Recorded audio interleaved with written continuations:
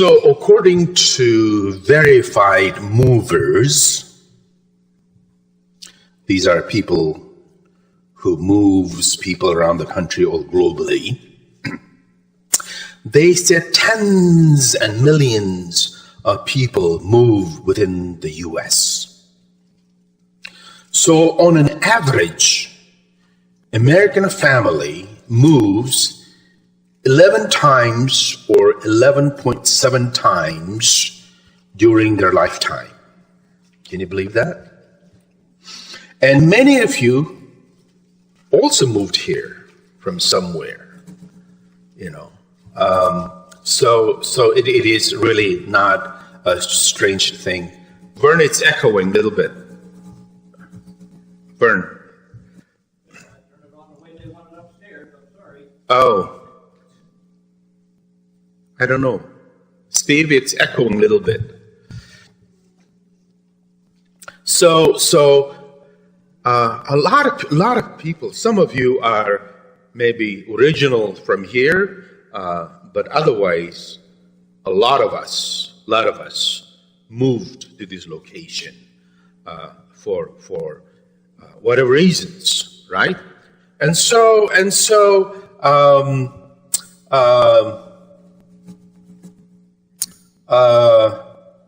I was looking at some of the reasons, factors on why people moved.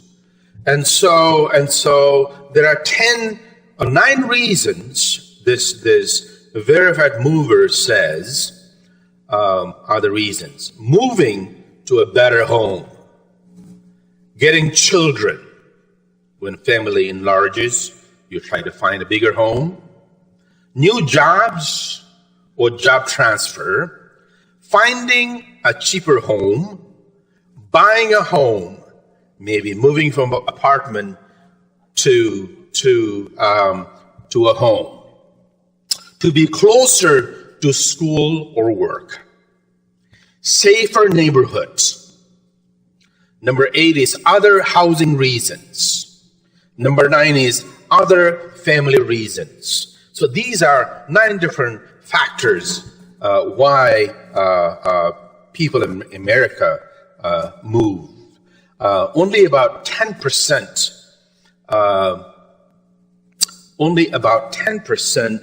of the movers move out of state. Can you believe that? Only 10% of the people who move out of state. That's the American survey. So, in the United Methodist Church system, there's a domino effect. When clergy move, there is, so this year I had 5 friends died, pastors. One just died last week or so from West Covina, because I was in Covina, and so when clergy die, when they retire, when they transfer out of dental conference, when they decided to join other denominations, or when they just want to give up and find another job, when those things happens, there is this domino effect, and I will get a call, and the Stock Parish Committee will get a call from the superintendent. It's time to move because of the domino, right? And so for us, there is no choice. Once you get a phone call, you just start packing, right? That's what happens. So in the case of Israelites, even though they had been praying for God's intervention to liberate them from Egypt, from the hands of the oppressors, their lives has been exploited. They have been discriminated. And so they had been praying to God, individually and collectively, for some kind of redemption to come upon them. And so when Moses comes to be the leader, to lead them from Egypt to the promised land, it was not an easy cakewalk for Moses. Moses had to convince them, and yet I'm sure there were people who were now sold to the idea, yes, I prayed, we prayed, but we certainly don't want to go. Kind of. That always happens, right? It happens even in church. Let's have a vision, and we're at a vision. And I go, I think that's just too big to carry, right? We don't want to change, right? Change means adjustment. Adjustment is not comfortable. And so the children of Israel, or people of Israel, basically complained to Moses. And so during this period, Moses is negotiating with Pharaoh, the ruthless tyrant, who basically did things without checks and balance because he just wanted to do it, right? Those are the definition of tyrant, right? And so when finally Pharaoh agrees to let go, Exodus 18 says, Pharaoh gave them an order to leave as soon as possible. They were not given time to seriously pack because Egypt has been their home. It has been their place. Probably they did not live anywhere but Egypt. This is all they know. But they were given order to leave as soon as possible. And so they had to hasten their move and be on the road. They did not like that at all. In fact, there are some very harsh words spoken by people of Israel against Moses. This is what they told Moses.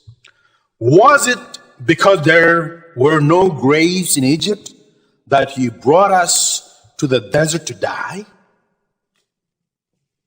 What have you done to us by bringing us out of Egypt? Didn't we say to you in Egypt, leave us alone? Let us serve the Egyptian? It would have been better for us to serve Egyptian than die in the desert. Wow. Those are pretty harsh words. And Moses was just trying to do something better. Even though when God promises you and me, when God blesses you, God doesn't say to you or me, everything will be a smooth ride. Right? Nothing in life is smooth. Nothing in life is a cakewalk. Everything challenges you. Some in a very mysterious ways. You have no clue how it happened, why it happened. And you wonder. There are Christians who says that you as people of faith, you should not be suffering. One time I had a big argument with somebody from the church I was serving. And I was talking about my family. And after the sermon, he came and said, maybe your family is not praying right.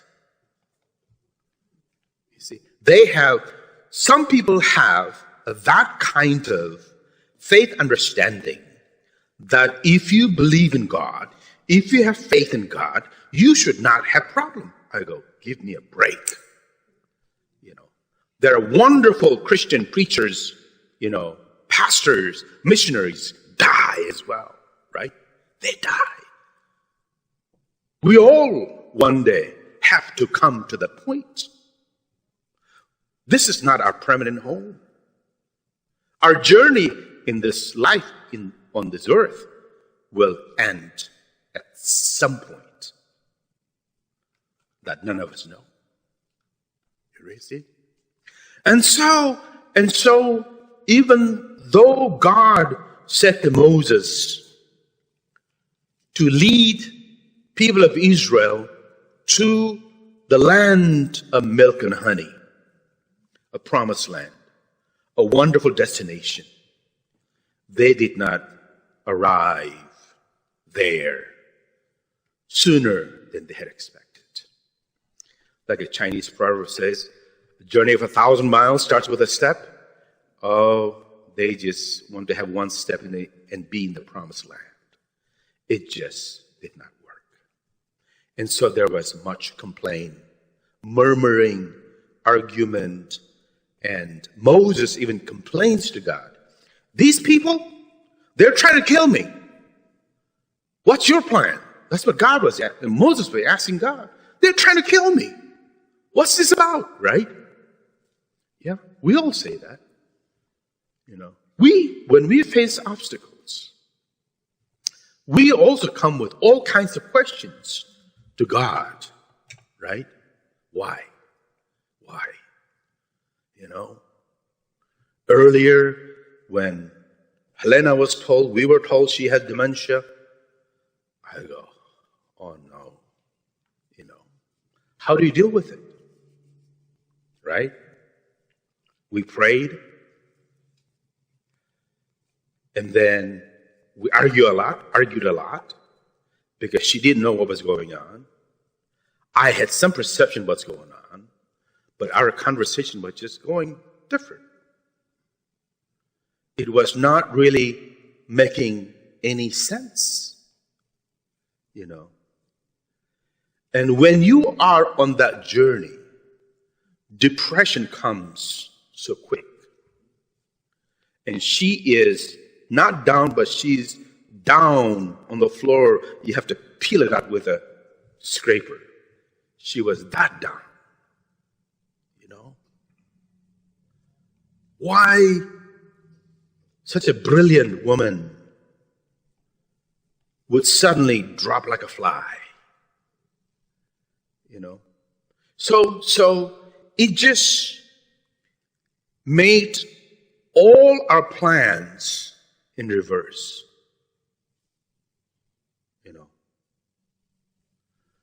We were thinking about retiring back in Illinois. I even found a house in Naperville.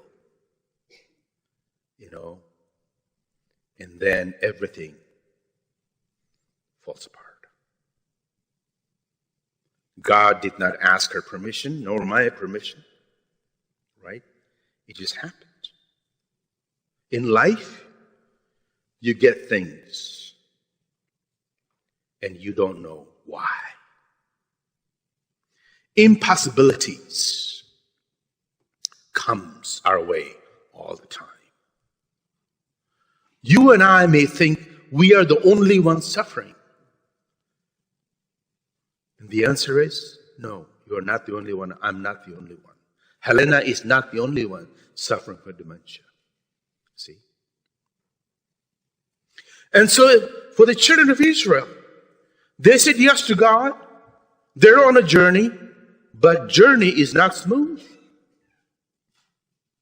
As they are going by, they look back, and they see this dust storm because Pharaoh is sending his soldiers to capture and slaughter them. Right? And so God did something very simple. The text says God's angel was leading them. So God was always there, right? In good times and bad times, God is always there.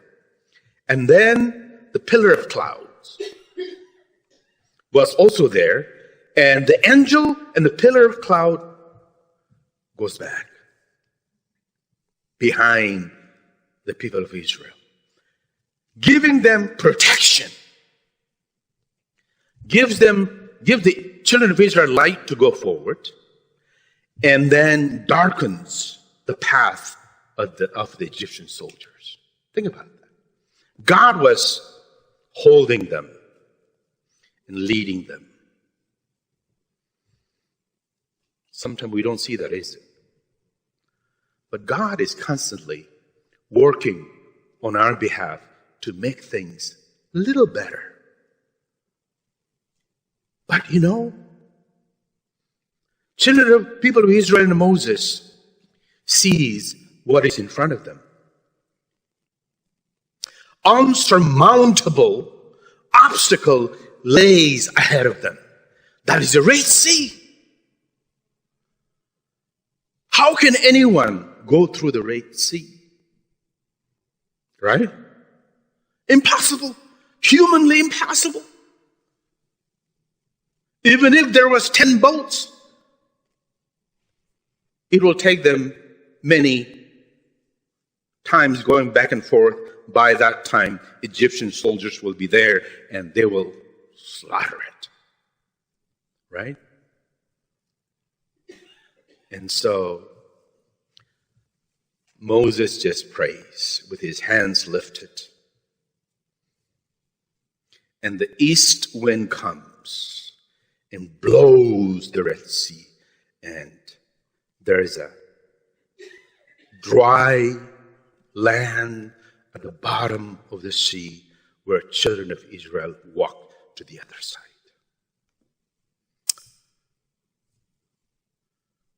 You probably have stories like that.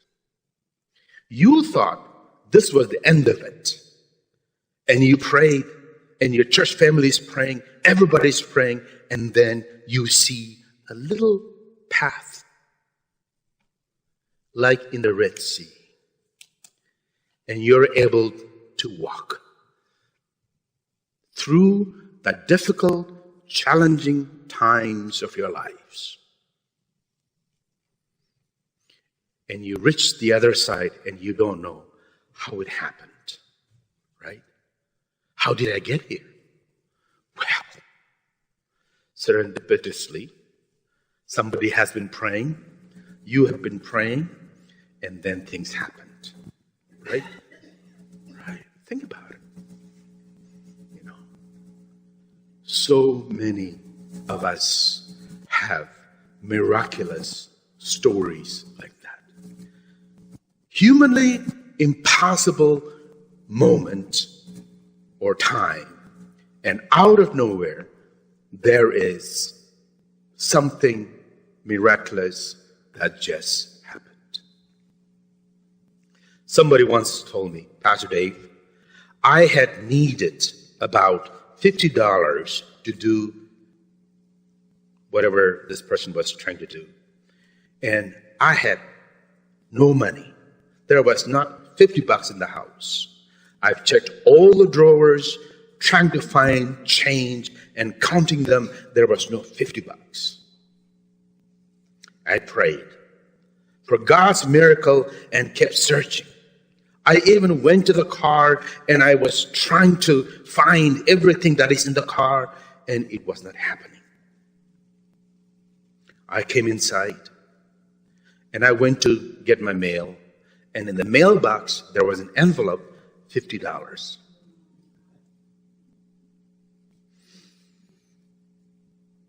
Impossible, but there is a glorious outcome. It was like that for children of Israel. You have those kinds of stories, whether it is about your life, somebody's life, or even for the church. Obstacles are there to make us strong. I think I'm a stronger person. Some of my friends calls and they cry, and I don't, because Helena is not the only one suffering with dementia. This is part of my journey. and they go. It is so good to hear you are saying that. Well, the other side is not good. I can cry every day, nothing will change. Right? I need to make a decision and try to work with the circumstance on my plate. Either you become bitter or you become better. Allowing the joy of the Lord to become your strength. Trusting God that you will not only survive, but you will thrive. That's what happened with children of Israel. It took them longer, but the second, third generation who arrived at the promised land, they were blessed. So, don't give up. Have faith. Trust in the power of God for yourself. Amen?